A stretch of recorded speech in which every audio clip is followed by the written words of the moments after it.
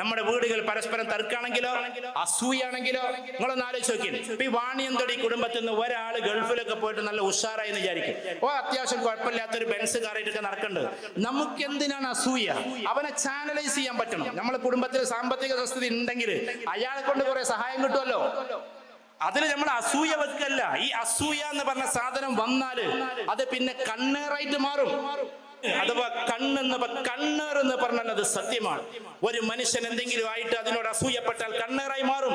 ആ മനുഷ്യൻ ഭസ്മം പോലെയാകും. നമ്മുടെ കുടുംബത്തിൽ സമ്പത്തുള്ളവർ ഉയർന്നു വരട്ടെ, ബിസിനസ്സുകാർ ഉയർന്നു വരട്ടെ.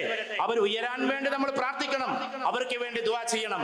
ചിലപ്പോൾ കുടുംബത്തിലെ എനിക്കറിയാം, ഉദാഹരണത്തിന് ഞാൻ വ്യക്തിയെ പറയാന്ന് വിചാരിക്കുന്നത്, നെക്സ്റ്റ് ഫാമിലിയില് പാവം ഒരു ബഷീർക്ക് ഉണ്ടായത് കൊണ്ട് ആ ആളുടെ ജേഷ്ഠനും അനിയനും മക്കളും അമ്മയുടെ മക്കളും എല്ലാവരും ഉയർച്ചയിലായി.